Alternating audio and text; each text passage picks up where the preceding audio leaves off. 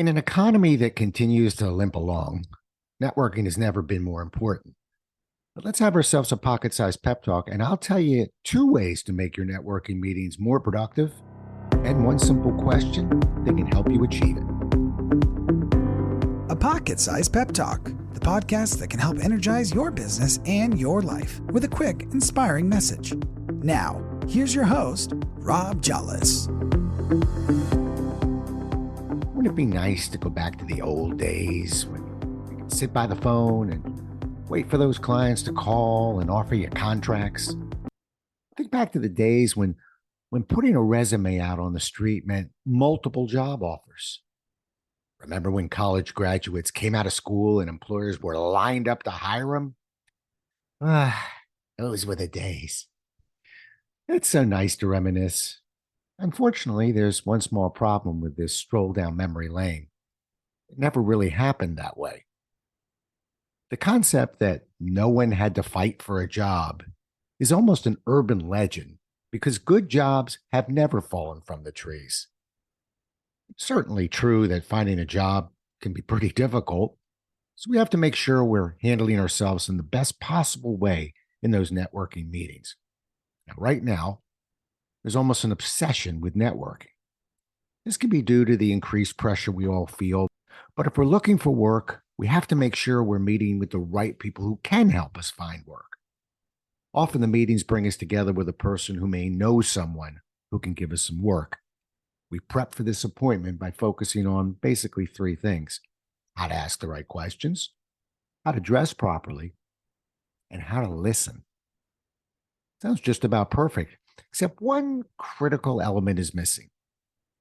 If you've ever met with another individual whose help you're looking for, you know exactly what it is. The missing piece is learning how to ask someone for help.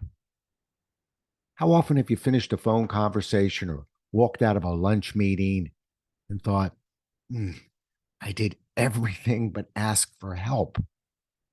We dance around this issue, and I believe we dance around because we don't know how to ask for help. Let's fix that now.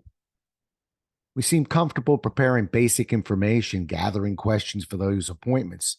It's just one simple question you need to add to the list, and here it is. I value your advice, and I could use your help.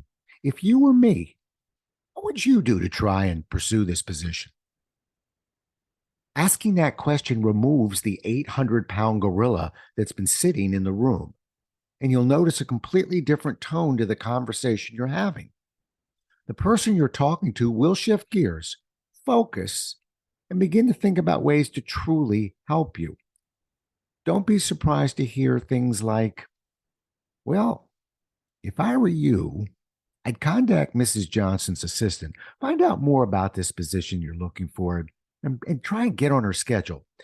You know, I know her assistant.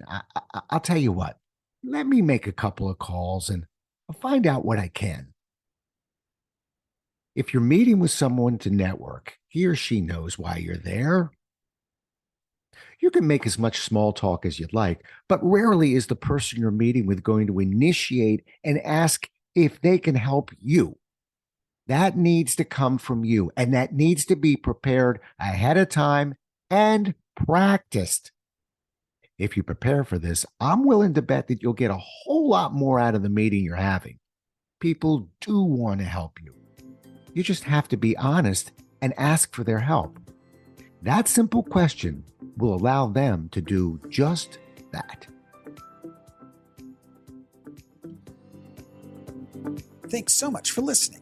If you enjoyed today's show, please rate and recommend it on iTunes, Outcast, or wherever you get your podcasts. You can also get more information on this show and Rob at jollis.com.